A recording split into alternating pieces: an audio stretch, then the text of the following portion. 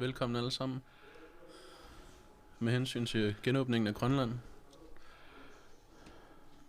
præsenterer vi nu, hvordan første fase skal foregå, og derfor har vi indkaldt til pressemøde, og derfor er jeg meget glad for, at partiformændene kunne være her. Vi har haft møde i fredags, og nu skal vi komme med en fælles beslutning med hensyn til åbningen. Jeg kan sige, at vi har sagt, at fra 15. juni skal Grønland åbnes igen, og i den forbindelse har vi valgt den dato. Og på den dato skal der selvfølgelig være nogle helt bestemte retningslinjer. Det er ikke sådan, at vi åbner fuldstændig for landet igen. Påbud, de gældende påbud og sundhedsfaglige anbefalinger, som gælder nu, vil som minimum fastholdes. Og man kan regne med, at der vil ske stramninger i forbindelse med åbningen. Og at man følger åbningen tæt fra vores side. Myndighedernes påbud vil om nødvendigt blive strammet op. Og når vi er færdige med første fase af genåbningen, og når alle kommer ind, alle som kommer ind i landet, vil vi stille krav overfor. Alle, som har corona eller andre symptomer, vil ikke blive tilladt indrejse her til landet. Og det skal de også selv være forberedt på, at de kan blive nægtet tilladelse til landet. Med hensyn til indrejse gælder følgende. For det første så må der maksimalt være 600 mennesker, som kan rejse ind til landet. Og det er noget, man har bestemt. Og før de rejser, så skal alle have opfyldt visse mål. For det første så skal der være en test, som er maksimalt 2 dage gammel, som de skal have udfyldt, som viser, at de er blevet testet af en læge, og at der er et negativt testresultat, som de skal kunne fremvise. Og så er der også en blanket, som hedder Sumut, hvor der står, hvor de pågældende vil hen, og hvem de skal være i kontakt med, som så skal indsendes også. Derudover, når de er ankommet her til landet, så skal de straks i karantæne i 5 dage. Og så på 5. dagen skal de testes igen. Og efter testen på 5. dagen, hvis det bliver påvist eller bevist, at der er en negativ test, så vil karantænen ophøre. Og jeg skal også sige, at udrejse til andre lande sker på eget ansvar, og det er meget vigtigt at forstå det her.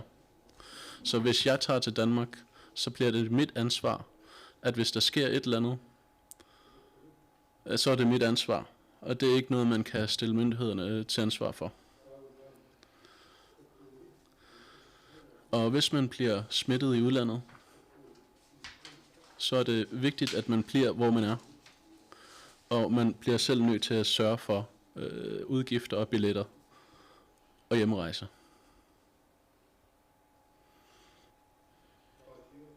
Jeg har sagt, at den her Sumut-blanket, altså den her Sumut-blanket, hvor skal du hen, som den hedder, viser, hvor en person skal hen. Og det er meget vigtigt, at vi får de her oplysninger. Også en negativ test. Det er også vigtigt, at man får de her dokumentationer på plads.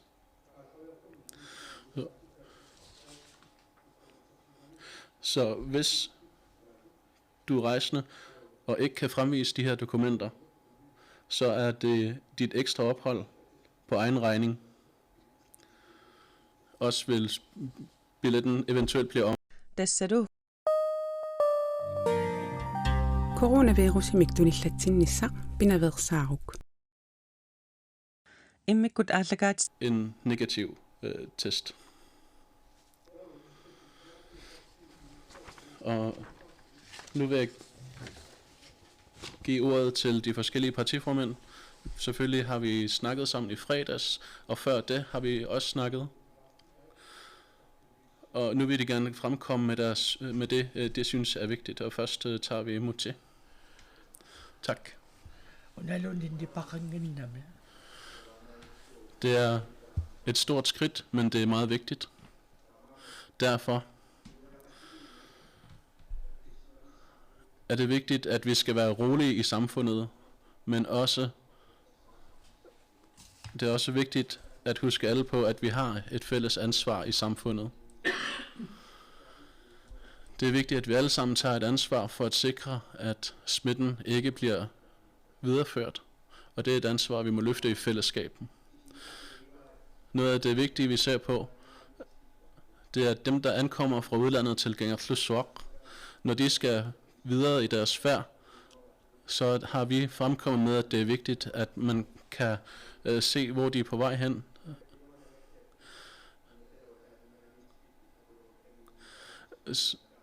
Så man straks kan sikre, at indrejsende og udrejsende ikke bliver blandet op.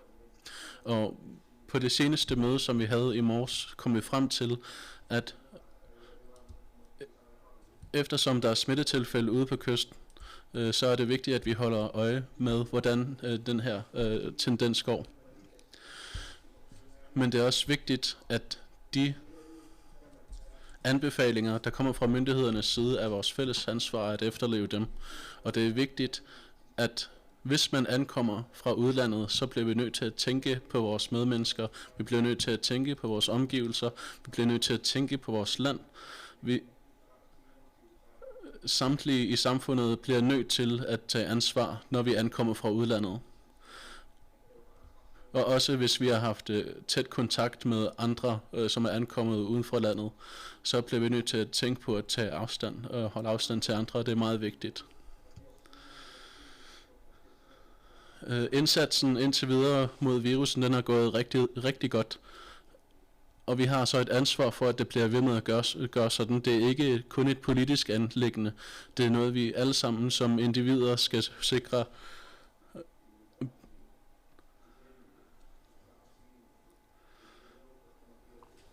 Vi skal være ekstremt overvågne overfor, at så frem der sker et smitte igen, så er det noget, vi kan komme igennem som samfund. Tak, og så er det Nivi. Tak. Vi ved godt alle sammen, at den tid, vi er igennem nu, pårører os alle. Og så vil jeg gerne sige til alle, med hensyn til vores arbejde, og med den formandskab, der har været, og det gode samarbejde, der har været, så er vi stillet således, at der har ikke været dødsfald her i landet. Og det er vi alle sammen berørt af og taknemmelige overfor. Det er meget vigtigt, at i den her tid, at vi respekterer hinanden og samarbejder. Vi er i en prekær situation, så det er meget vigtigt, at denne krise skal holdes på et minimalt punkt. Vi tænker også på, at vi bliver nødt til at holde det økonomiske hjul i gang. Hvis det økonomiske går galt, så vil effekten på samfundet være potentielt meget stort. Lige nu forholder det os sådan, at det er snart sommer her i landet. Og i den forbindelse vil vi gerne opmuntre til, at for at holde det økonomiske hjul i gang, at vi grønlændere skal holde ferie her i landet. Og det er et af de store anbefalinger, vi gerne vil komme med. At rejse ud af landet, men at rejse ind i landet. Jeg vil gentage, at det bør være vores egne princip. Partierne der rock.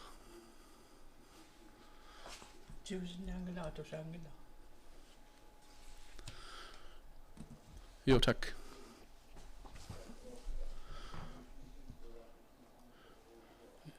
Jeg er meget taknemmelig for, at vi kan holde en samlet præsentation, og også at vi har haft så stor en fælles forståelse. Det er meget rart. Så det er måske... der kan selvfølgelig opstå uoverensstemmelser, når man snakker sammen.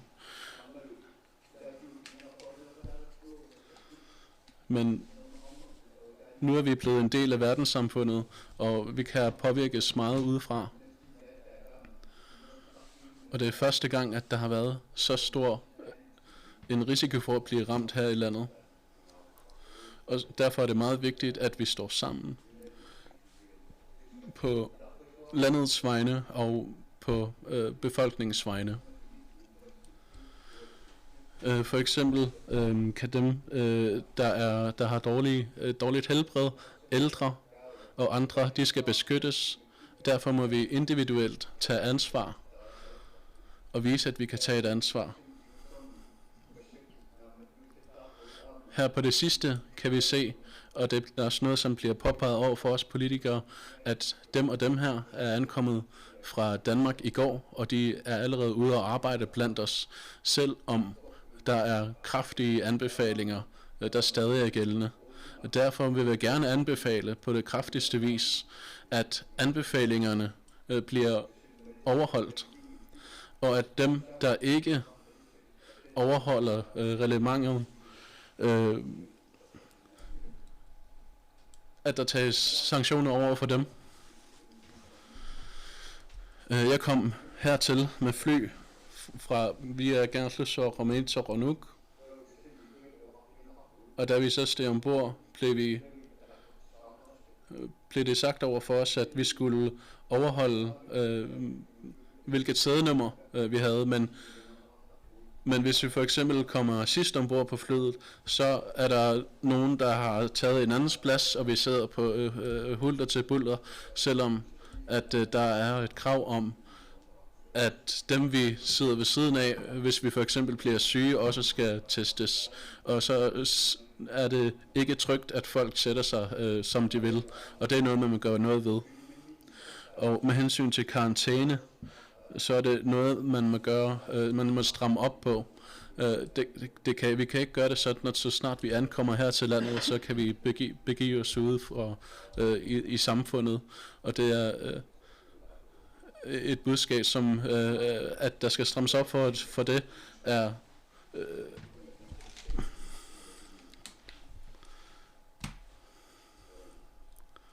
tak.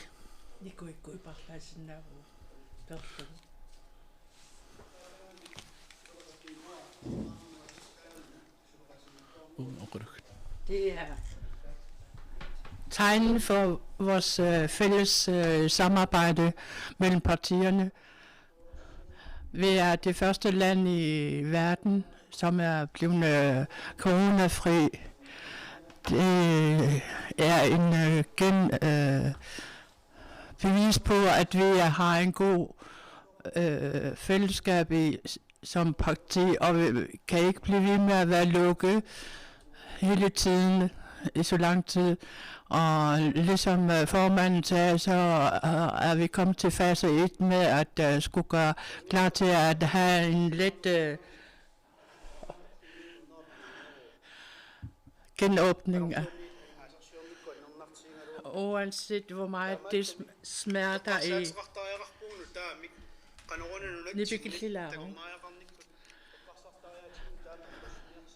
hvordan er det, vi kan genindføre en ny tankegang, når det drejer sig om turisme her i Grønland? Vi er nødt til at få hjulet sat i gang, hvad turisme angår, for at undgå, at erhvervslivet stopper. Vi er nødt til at gøre noget i fællesskab for at kunne forblive. som et samfund. Tak til Atassuk.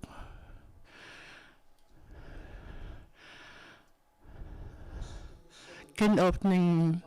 Der er mange, der er trætte af at vente på at høre nyheden om, at det vil ske.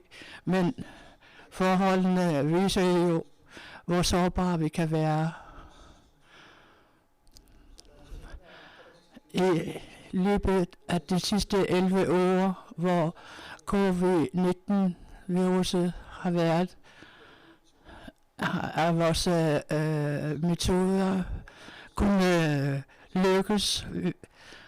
Det er de retningslinjer, vi har med, at vi skal være påpasselige alle sammen i fællesskab og have nogle rammer at gå efter. Og de rammer, vi har, er lovmæssigt i orden.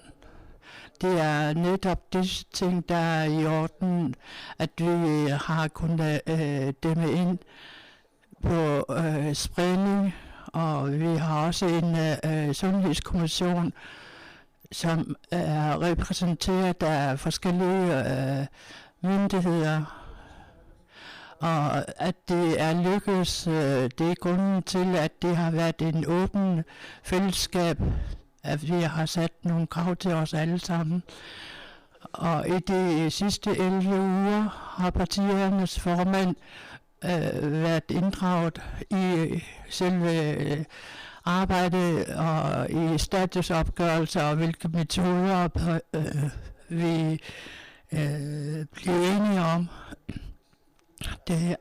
At det er lykkedes for os indtil nu, det er baggrunden for alt den gode fællesskab, vi har samarbejdet med. Og i den sidste senere tid har der været uro blandt befolkningen med, at det er utrygt ved forholdene. Og den der utryghed, at vi fra den myndigheds ansvarshavende side, at vi fastholder de retningslinjer, der er blevet udstedt, for at kunne inddæmme smitten, og den orden, vi har gennemført med at kunne holde det mindst smittespredende retningslinjer, vi har fået, det skal vi fastholde. Og det er blandt andet det, der er grunden til, at befolkningen er utryg ved at stå i stampe, ligesom følelse af at stå i stampe. Vi skal være rolige og ikke gå i panik. Men ja, det skal vi. Men vi skal også lige blive ved med at følge retningslinjerne, som myndighederne har givet os. For hvis vi ikke gør det, så er den... vi som individ ansvar med til at være med til at begrænse smitten blandt befolkningen. Derfor kan jeg kun gentage, at vi skal fortsætte vores nuværende rammer, således at vi kan mindske smitten. Tak. Jeg siger tak til bakteriernes formand. Og de sidste, og til, jeg glemte dig. Tak for det. Vi vil gerne sige rigtig mange tak til befolkningen for at have stået sammen med os i den her tid. Det er jo jeres fortjeneste, at Grønland har været et grønt land i rigtig lang tid. Nu har vi fået et nyt smittetilfælde i Asiat, og i samarbejde med de andre partiformænd, der har vi bedt om, at der bliver lavet en gennemgribende information om, hvordan situationen er i Asiat. Vi har godt hørt jeres bekymringer derude i forhold til både kystbåd og i forhold til flyveturen herop. Det kommer der mere om kl. 10.30. Det har været enormt vigtigt for os at sige, at informationsmæssigt, der skal vi lidt højere op på stigen. Vi skal have lidt oftere information til befolkningen, sådan så at utrygheden ikke spreder sig. Til det vil jeg sige, at vi er overbeviste om, at der nu er nogle rigtig gode retningslinjer på plads rundt omkring i byer og bygder. Og vi har også fået en forsikring på, at evakueringer er mulige, og at luftbroer til blandt andet Danmark eller Island er mulige, hvis vi skulle få en smittespredning. Men der er vi jo slet ikke endnu, og blandt andet takket være befolkningen. Det har også været vigtigt for os at sige tak til Færøerne og til Danmark, fordi at de faktisk har stået sammen med os. Færøerne har hjulpet os med at skaffe vores testudstyr, det første, der kommer op selv. Og Danmark har bistået Naalakkersuisut og Epidemikommissionen med oplysninger. Det er rigtig vigtigt, at vi har et stærkt samarbejde med det internationale samfund og inden for rigsfællesskabet.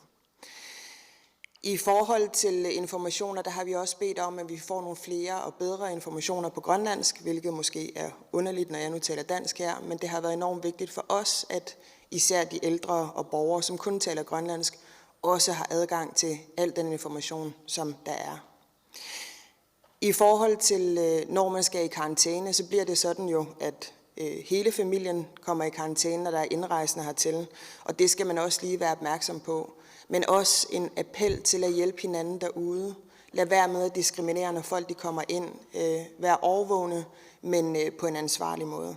Det har også været vigtigt for os, at vi kan holde samfundet i gang internt, og derfor så er det vigtigt, at der er nogle strenge restriktioner. Det må aldrig ske på sundhedsmæssig bekostning, at vi holder de økonomiske hjul i gang.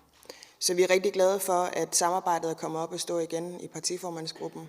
Og tusind tak til alle jer derude, som hjælper os med at sørge for, at Grønland ikke bliver et land, hvor vi har mange tilfælde af den nye coronavirus. Tak til dig også. Så har samtlige partiformand haft ordet, og tak til jer alle sammen. Forskellige budskaber, som blev nævnt fra enkelte borgere til partiformændene. Også de følelser, man har været igennem, og derfor er det vigtigt, at vi tager de næste skridt i fasen. Som vi to sagde, 11 uger har vi været igen uden smitte. Først i går fik vi meddelt, at der var en enkelt, der var blevet smittet. Og i den periode, hvor der er gået og er tegn på, at borgerne retter sig efter retningslinjerne, og vi er nødt til at passe på os selv og rette os efter retningslinjer fra myndighederne, hvad vores nabo, vores udsatte og medborgere, vi er forpligtet alle sammen. Og i den her fase med genåbningen, så skal vi fortsat blive ved med at følge retningslinjer. Det opfordrer vi kraftigt til, og det er mærkbart, at samtlige partiformænd er enige i det. Myndighedernes retningslinjer, og dem skal vi også ikke glemme, at vi skal følge. Det er dem, vi har nøglen til at kunne leve normalt igen her i Grønland. Med hensyn til hygiejne også. Den næste ugers tids opgave for os er at behandle, hvordan vi skal gennemføre genåbningen. Det skal vi arbejde med, og vi skal vurdere. Der er forskellige muligheder, som vi har haft dialog sammen med Inatsisartut, som vi har fremlagt i Inatsisartut. Inatsisartut fase 2 er det så, at vi har givet indstilling til, og jeg har nævnt dem tidligere, hvad det indeholder. At inden man rejser, så skal man have foretaget en test, og når man ankommer til landet, så skal man være i hjemmekarantæne og have fået foretaget en test hver 5. dag. Og først finde på, at man har været negativ, så kan man først komme ud igen. Det er disse retningslinjer, som vi komme ud med til pressen. Og partiformanden er klar til at kunne få nogle spørgsmål fra journalisterne. Sivert Jensine, værsgo. Det er dejligt at høre, at det I begyndt at holde trit igen.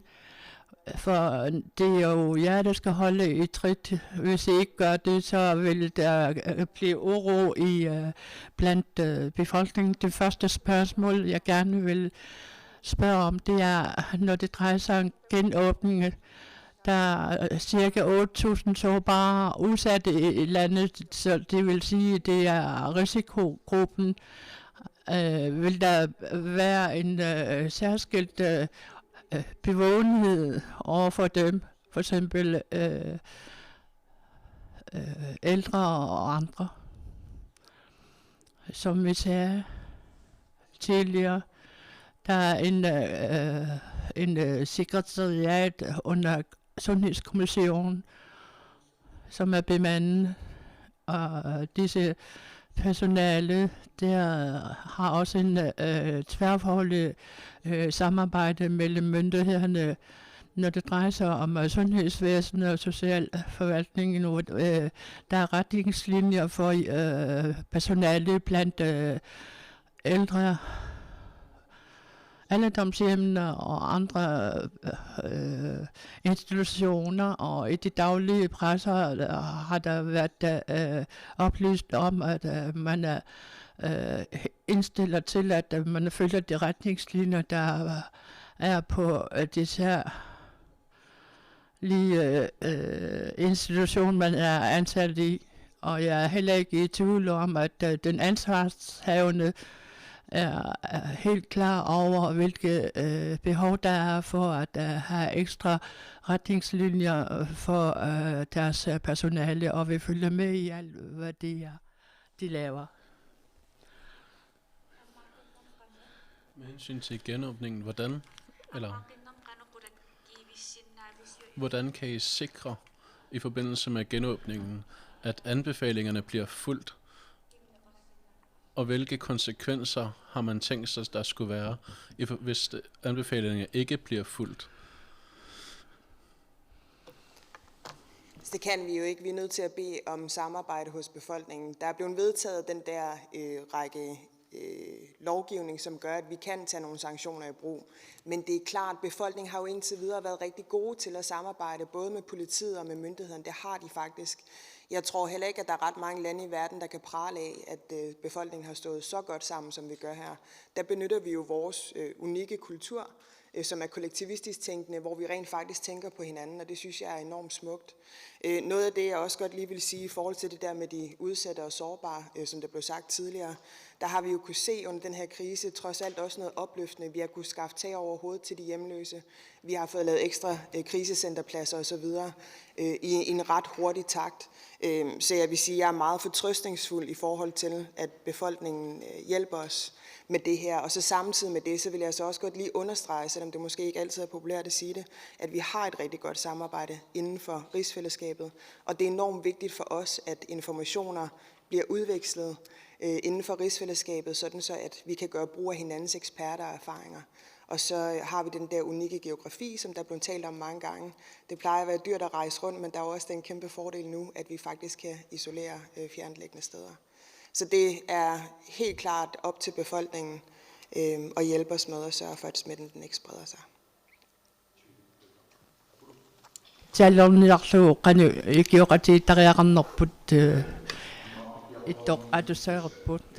Med genåbningen, så har vi det individuelle ansvar. For eksempel, når man rejser til Danmark. Inden covid-19 kom til, der har det været sådan, at der pensionister, der har været til rest i Danmark, og så på grund af covid, så ikke kan vende hjem igen. Det er jo ikke deres egen skyld, at de ikke kan det. Vi har nogen, der er strandet indtil juni. Hvad vil der ske med dem? Forholdene, der er i disse dage, er jo på grund af pandemien i verden, og derfor er der også forskellige krav der har været nødt til at få gennemført, og den her fase med, at man skal begynde genåbningen, det kan ikke ske direkte på grund af, at vi er blevet smittefri i Grønland. Der har man så haft dialog med, hvordan man kan gøre det, og derfor der har tidligere blevet spurgt om og det med, at man skal genåbne, så er man blevet enige om, at kan ankomme mindst 600 personer til landet. Og der er en rapport, man har udarbejdet, som hvordan det kan gennemføres. Og det er det spørgsmål, du stillede inden for det enkelte departementer og myndighedshaver. Hvis du stiller dem til dem, er det bedst svar, du kan få fra dem med hensyn til genåbningen. Man skal have fokus sundheds også inden den enkelte individ. Og for at undgå, at vores erhvervsøkonomi går i stå, så er vi nødt til at kunne begynde at tænke på genåbning. Vi har jo, vi kan ikke klare os uden eksport til andre lande. Og i og med, at smittespredningen i Danmark er ved at være under kontrol, er det også på tiden til, at vi kan begynde at genåbne. Men man kan forvente, at der skal være store krav, som man skal følges. Og ikke det påbudene, vi har fået, de skal så laves om til henstillinger. Og der skal vi også være med til, at vi har mere ansvar for, at sådan nogle genåbninger kan komme til virkelighed. Skal det forstås sådan, at dem, der selvforskyldt er i Danmark, selv skal betale for at komme til Grønland igen? Her tænker jeg på blandt andet dem, der har pension, og dem, der til dagligt ikke har særlig godt grundlag for at forsørge sig selv. Det synes jeg, naalakkersuisut bedst kan svare på. Det når vi til. Jo, Kim, da du startede, sagde du, at der i forbindelse med fase 1 kunne ske opstramninger. Kan du følge op på det? Jeg forstod dig slet ikke. I starten sagde du, at her i forbindelse med den første fase, kunne der være mulighed for, at der skulle ske omstramninger. Kan du uddybe det? Jo, værsgo. Jo, tak. Med hensyn til opstramninger, så er der retningslinjer, som skal følges. Og det er noget, partiformændene også er blevet enige om i gåseøjne. Kan vi ikke bare gøre, som vi har lyst til? Jeg kan ikke tage på arbejde lige dagen efter, jeg er ankommet. Jeg kan ikke bare tage ud dagen efter, jeg er ankommet. Det er noget, der skal holdes strengt øje med. Vores helbred er i fare og skal derfor beskyttes. Og derfor er vi nødt til at tage ansvar alle sammen. Vi er nødt til at tage et ansvar, fordi lige nu forholder det sig sådan i samfundet med hensyn til de syge, at vi er nødt til at deltage alle sammen. Så de her lukkede virksomheder, hvor de ansatte er blevet sendt hjem, der er der meget lidt mulighed for at få hjælp. For eksempel med hensyn til husleje og andre ting, er de hårdt spændt fast. Og der er der i den forbindelse er der nogle lovmæssige ændringer, man kunne lave, som vi gerne vil anbefale, at man gør, så man kan være bedre til at sikre, at for eksempel folk med børn kan have bedre økonomiske vilkår, også med hensyn til at sikre, at huslejen bliver betalt. Og så især hvis virksomheden er blevet lukket ned, og man er sendt hjem, hvor skal man så få penge fra? Og det er også noget, som Apolli Remesen har sagt, og det er rigtigt, at der er nogen i samfundet, som har svære vanskeligheder lige nu. Men de bliver nødt til at vi bliver nødt til at acceptere, at dem, der ankommer udefra, er nødt til at opføre sig pænt og at indgå i samfundet på en god måde. Hansine? Der er talt om Gangerfløsok. I Gangerfløsok er beredskabet sådan, at udefrakommende ikke skal blandes op med hjemmehørende. I Kulusuk og Thule Air Base og i Narsarsuaq og andre steder. For det er jo ikke kun Gangerfløsok, der er indgangspunkt. Hvordan kan man sikre sammenhæng? Er det kun Gangerfløsok, hvor der skal være, hvor folk kan komme ind i landet for at sikre beredskabet? Jo, det skal køre på en ordentlig måde, men vi ved godt, at Gangerfløsok er det vigtigste indgangspunkt. For eksempel ved vi godt, at dem, der kommer fra Ilulissat, de bliver statset på Island. Gangerfløsok er et grundlæggende, det primære indgangspunkt her til landet, udefra. Og hvis 600 mennesker skal ankomme, så er vores fokus, at vi skal tænke på, at samfundet, at folk ikke bliver berørt af dem, der ankommer udefra. Og i den forbindelse er vi også særligt opmærksomme på Gangerfløsok. For eksempel nævnte jeg Ilulissat, og den er blevet lukket. Merete Lindstrøm fra Samitiaq AG. I forhold til de her 600, som nu fra den 15. juni kan komme ind i landet, hvordan vil man så prioritere, hvem det er, der kommer ind? Er det første mølle-princippet, eller vil der være en prioritering af, hvem der så får lov at komme ind? Og så vil jeg også gerne høre, i forhold til Gangerfløsok, så har der været nogle bekymringer om, når man blander folk i lufthavnen, som der også lige blev sagt, er der nogle opstramninger på vej i forhold til, hvordan man opholder sig i Gangerfløsok, når der skal flere mennesker den vej?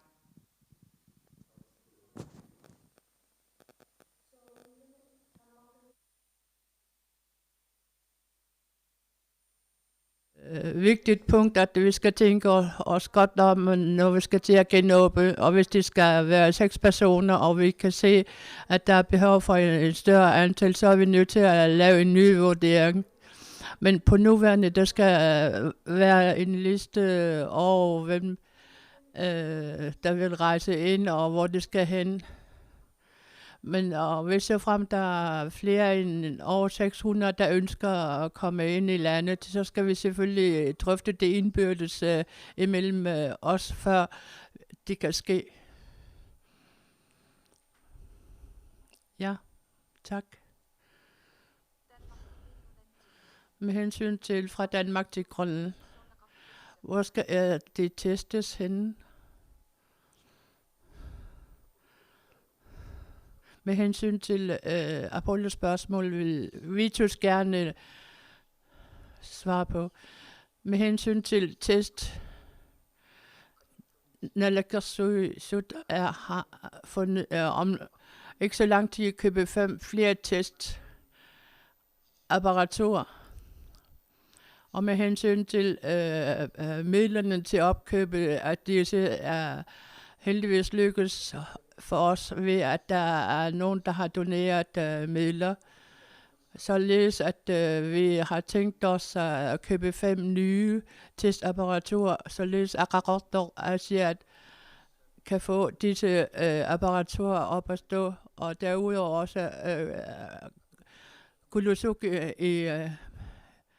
i tankerne også. Det afhænger selvfølgelig af, hvornår vil vi genåbne ruten mellem Kulusuk og Island. Og det skal selvfølgelig ske i forbindelse med genåbningen af rejserne fra Danmark til andre destinationer. Og her i starten, i første fase, har vi tænkt, at det skal være 600 rejsende mellem Danmark og Grønland. Og med hensyn til testningen ved ud- og indrejse, der Udover det andre testapparatur, vi har tænkt, der har vi tænkt os, at de skal bruges i det indrejsedestinations, således at vurderinger af, hvordan det skal gennemføres, er under bearbejdning lige nu. Og om det skal ske ved udrejsen fra Danmark eller ved indrejsen hertil. Og det med at blande nyankomne og allerede ankomne i Gernslusor, der er en bekymring blandt borgerne, men vi på et senere tidspunkt komme med et retningslinjer for, hvordan det skal gennemføres. Der blev spurgt med hensyn til de pensionister, der er strandet i Danmark, om man har tænkt sig at gøre noget for dem. Med hensyn til kommunerne og de enkelte rejsende, det er noget imellem de to, der skal ske med hensyn til, hvis de har behov for hjælp. Men det blev nævnt tidligere, at man har selv ansvar som individ, når man rejser. Og man skal selvfølgelig også se på, hvilken ansvarsområde det hører ind under, om det er selvstyre eller kommunerne. Hvis det er personlige rejser, man har gennemført, så vil vi kun opfordre til, at man henvender sig til hjemkommunen. Man skal selvfølgelig også have økonomien i orden for at kunne gennemføre en rejse.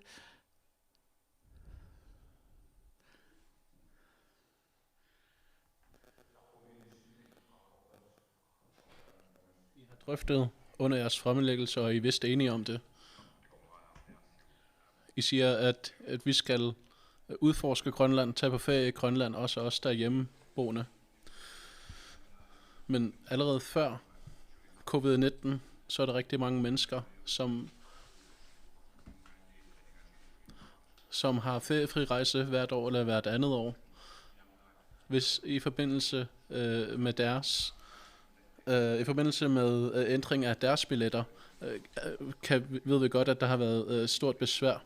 Er det noget, man kan gøre noget særligt ved at lave lettelser på det her punkt? Det svarer Vittu på. Han har nemlig arbejdet rigtig meget med det her. Tak for det første. Så med det her med restriktive billetter, altså røde billetter, dem der er købt, så er der en aftale mellem selvstyret og Air Greenland omkring, hvornår man kan få pengene tilbage. Og når man i forbindelse med frirejser, så er det et anliggende mellem 11 feriefonde, hvor vi har lavet en aftale omkring at rejse her i landet er muligt at få det betalt fra virksomhedens side, fra ens arbejdsplads side, hvor man så kan rejse inden for Grønlands grænser, inden for samme beløb, som billetten ellers ville have kostet til Danmark. I forhold til planlægningen af genåbningsfase 1, som nu træder i kraft den 15. juni, har der så været nogen tvivl efter det tilfælde, der blev opdaget i Asiat lørdag, om hvorvidt man skulle fortsætte åbningen her af fase 1?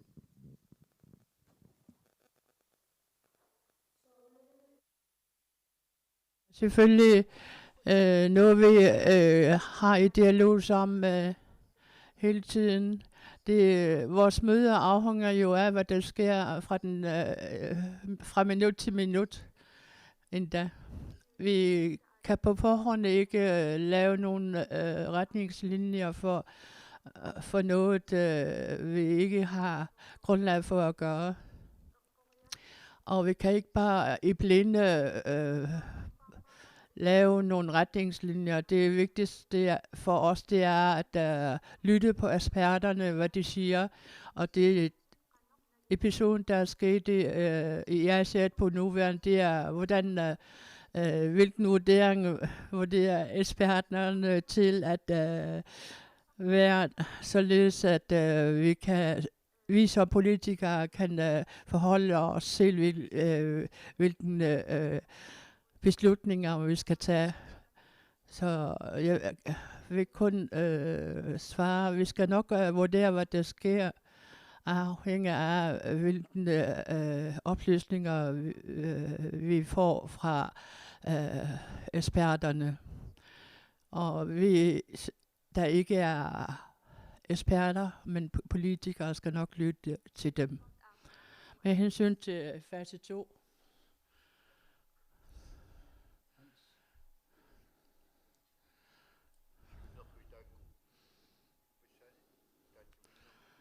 Så var vi inde på de her ting under mødet, og der kom vi frem til, at vi laver en åbning 15. juni, og så på et senere tidspunkt kan man ud fra de forskellige vurderinger, som vi nødvendigvis skal have, og selvfølgelig hvis der kommer nogle større smittespredning, også inden for eksempel de yderdistrikterne, så kan der ske opstramninger.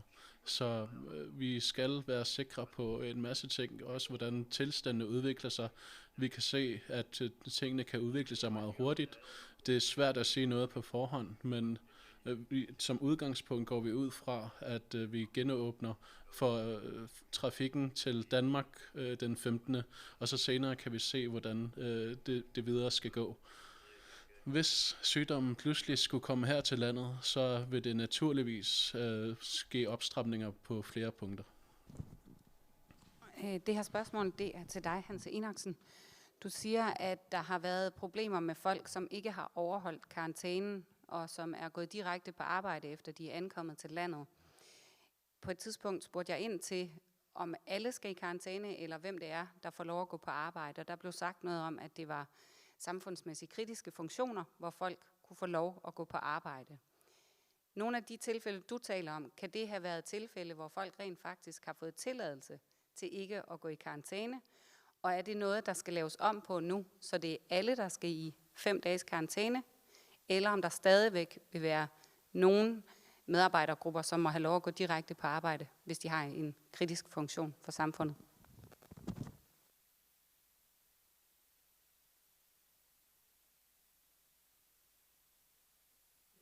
Så er det nødvendigt, at vi er nødt til at have det såkaldte kritisk personale, for eksempel ved sundhedsvæsenet og politiet. Det er noget, man har givet dispensation for, at det kan komme. Og dem, Hans Enoksen kom ind på, det er dem, der fik tilladelse til at komme til landet. Og derfor vi sagde det tidligere, og på nuværende gældende påbud eller henstillinger, vi er nødt til at ændre det således, at vi alle sammen i fællesskab som arbejdsgiver og borgere, hvis vi ankommer fra udefra, at vi skal følge de retningslinjer, som myndighederne har henstillet til. Og det kom også en spørgsmål fra Jensine, at der er 8.000 personer, der er sårbare iblandt os. Det er dem, vi skal være påpasselige med. Og det er meget svært for mange at forstå, at hvis vi skal bekæmpe denne spredning, så er vi nødt til at følge retningslinjerne hver eneste borger. Og det er derfor, vi har foretaget de der opstramninger. Jo, her i landet, selv hvis vi ikke rejser ud til udlandet, opfordrer jeg til, at vi skal rejse ind i landet, hvis vi nu skulle have ferierejse, men hvis vi ikke får det betalt via arbejdet, så kan vi måske kun lige råd til at tage til den næste bygd. Med tanke på det økonomiske aspekt, har I så haft en samtale med Air Greenland på en eller anden måde, hvor I prøver at snakke med dem om, hvis det skal lykkes med at tage til Grønland, i stedet for at rejse til i forhold til at rejse til Danmark eller Sydeuropa, så kunne vi måske rejse til Renner på samme pris. Akaduk, har du noget at sige til det? Jo, Jensine.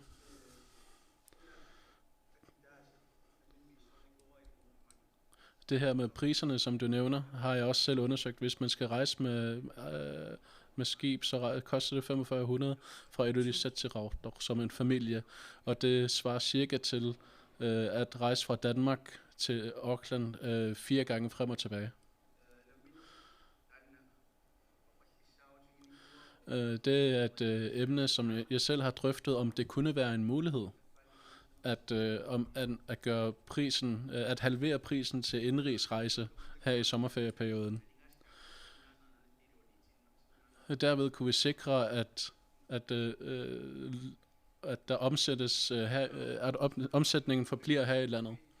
Men fagforeningerne har man snakket med, efter man har snakket med fagforeningerne, er det lykkedes at få gratis ophold på hotellet i forbindelse med en ferierejse, og det kunne der for eksempel være en turistoperatør, der måske kunne hjælpe med. Hvor de her turistoperatører så muligvis kunne få cirka måske bare 10% tilbage af den omsætning, de ellers ville have tabt. I forhold til det spørgsmål, jeg stillede før omkring kritisk personale, så tror jeg, at, jeg ved ikke om det var det, Hans Enoksen henviste til, men jeg har i hvert fald hørt, at på byggepladserne har der også været folk, der har været ude uden karantæne. Så jeg tænker mere på de mennesker, som ikke er kritisk personale, men som alligevel ikke har behøvet at gå i karantæne, om der er noget på vej i forhold til at stramme op på det, eller? I forhold til personale, som kommer ind og som ikke er kritisk, så er det klart, at de skal holde deres karantæne. Jeg synes, det er dybt uansvarligt, at firmaerne bagved, at de sender deres medarbejdere på arbejde. Jeg ved godt, at vi står i en krise. Vi ved godt, at der er fremskynding på en masse byggeting, fordi byggesæsonen har op og kort. Men det må jo bare ikke ske på bekostning af det lokalbefolkningen har. Det er den første ting. Den næste ting er også, at det kan jo være, at de har fået en dispensation eller holder sig for sig selv. Det vil sige, at dem, som er på byggepladserne, holder en karantæne. Det har dog ikke været det, jeg har observeret selv her i Nuuk, hvor spørgsmålet også har været oppe. I de tilfælde, der synes vi, at man skal ringe ind til corona-hotline eller snakke med de nærmeste myndigheder og få en snak om, at der er nogle personaler, som man er vidne om, hvis man er vidne om det. Det skal heller ikke bare være på rygtebasis. At man er vidne om, at der er nogen, der som går på arbejde mere eller mindre direkte fra flyet af. Fordi det er jo bare sådan, at Danmark har haft et meget større smittetryk, end vi har haft, og det er typisk der, vi får vores arbejdskraft fra.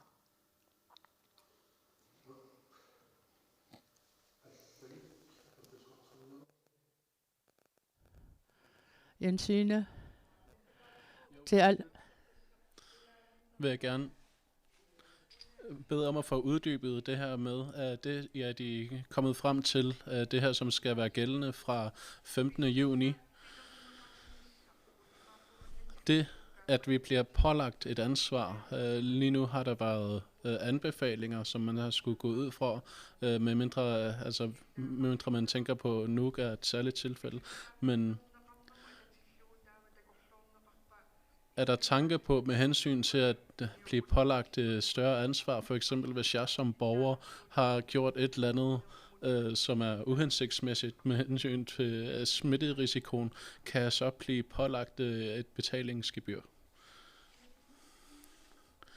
Hvis påbudene ikke bliver overholdt, så er det noget, vi kan begynde at tale om. Men her til slut vil jeg også gerne finde det vigtigt at sige, at vores land vil blive ramt, uanset hvad vi gør, uanset hvor meget vi beskytter os, og uanset hvor meget vi ikke ønsker, at det skal ramme os økonomisk. Men for eksempel det her med at halvere billetpriserne er noget, man kan diskutere politisk, men det skal ikke være ensbetydende med, at vi her under coronakrisen, at vi skal begynde at uddele penge med hensyn til feriefri rejser for dem, der måske ikke har bedre råd til det. Jeg synes ikke, det er vejen frem med at komme med den politiske udmelding. Fordi der er rigtig mange prioriteringer, som vi skal til at tage, nogle tunge prioriteringer, og derfor er vi som samfund nødt til at passe på, at der ikke kommer en eller anden holdning om, at vi skal få en fribillet alle sammen, vi skal hjælpe hinanden alle sammen, og vi skal sikre, at landets økonomi ikke går i stå. Og for at sikre, at økonomien ikke går i stå, lad os så tage på ferie her i landet. Apollo, sidste. Jo, til sidst vil jeg gerne spørge om det her en åbning af flytrafikken så med de her 600 passagerer. Men hvad så med passagerer på krydstogtspassagerer? Hvad har man tænkt sig at gøre over for dem, sådan samlet set? Fordi de har jo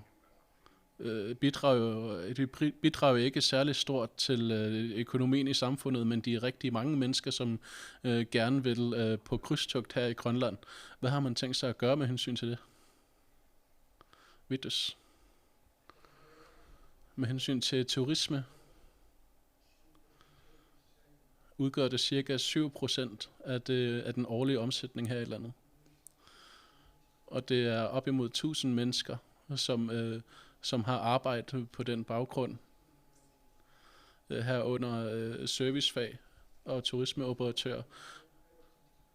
De her krydstogtskiber er der cirka 60.000 mennesker, og i år regner vi med, at der bliver alvorligt skåret ned på det antal. Fordi årligt er der ellers 120 skibe, som skulle ankomme, men som vi ved, så er der på grund af den her verdensomspændende smitte, så er det gået stærkt ud over skibstrafikken, og så de turister, der skulle ankomme via skib, bliver meget mindre, og det er noget, vi har taget højde for. Så med hensyn til turisme, er der nogle hjælpepakker, som måske hvor man skal vægte, hvordan de skal tage form med hensyn til turismeerhvervet og den måde virusen har haft en effekt på den. Og også hvordan vi til næste år kan gøre noget over for de her fag. Og det er noget, vi er i gang med. Også hvordan man skulle forholde sig til næste år.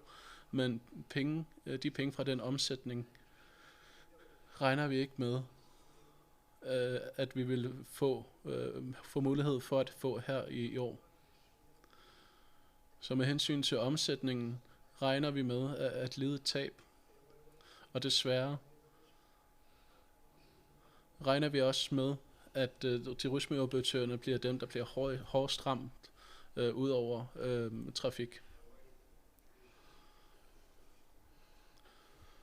Dermed takker jeg på vegne af partiformændene på det her pressemøde.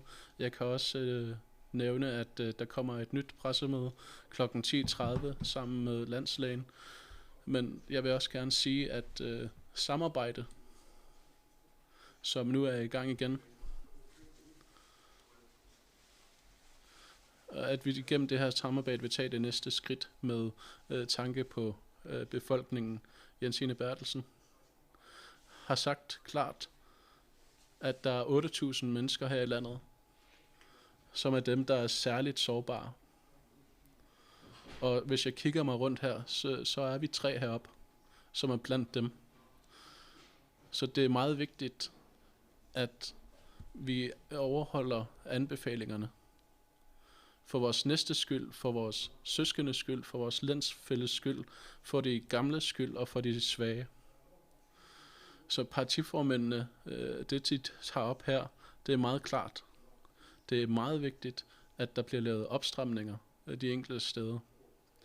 For eksempel, når det kommer til indrejsende.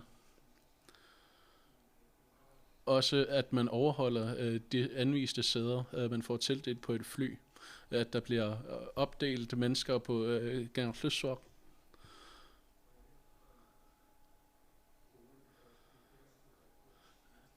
Det er også de ting, Epidemikommissionen har haft anbefaler omkring. Men jeg ved, at der også er forskellige muligheder, som der bliver som det bliver undersøgt. Og som det sidste kan jeg sige,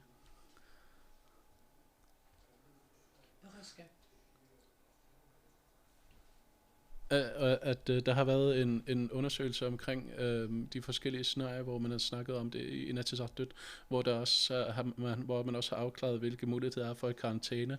Og på enkelte områder, for eksempel, hvis politivæsenet går ned, sundhedsvæsenet går ned, så er der allerede lavet planer for, hvordan man skal forholde sig i de situationer. For eksempel det, der sker i Asiat nu, det er der taget højde for, at det er der lavet en plan for. Hvis der er et smittetilfælde der, hvad skal vi så gøre? Og det er ud fra de planer, som man har arbejdet, og derfor er det nu sådan, at vi skal begynde at tænke på prioriteringerne, man kan sige, at de her ting er lykkedes. Men det er også det, man skal evaluere. Men jeg vil også gerne sige, med hensyn til beredskabet, så er der Arktisk Kommando og politiet og sundhedsvæsenet, og andre for eksempel fagforeninger, for eksempel har lavet en masse ting, også kommunerne. Så derfor er vi meget forhåbningsfulde. Og jeg vil også gerne sige, at Asiat blev ikke lukket med det samme. Der er sket en eftersøgning, der har været hvor man har prøvet at finde ud af, hvem der har været syg for at mindske smittespredningen. Og i den forbindelse er den smittede og hans husstand blevet sat i karantæne, og det kommer vi nærmere ind på kl. 10.30. Men tak til pressen for at være mødt frem, og også til partiformændene heroppe. Tak fordi I mødte frem. Tak.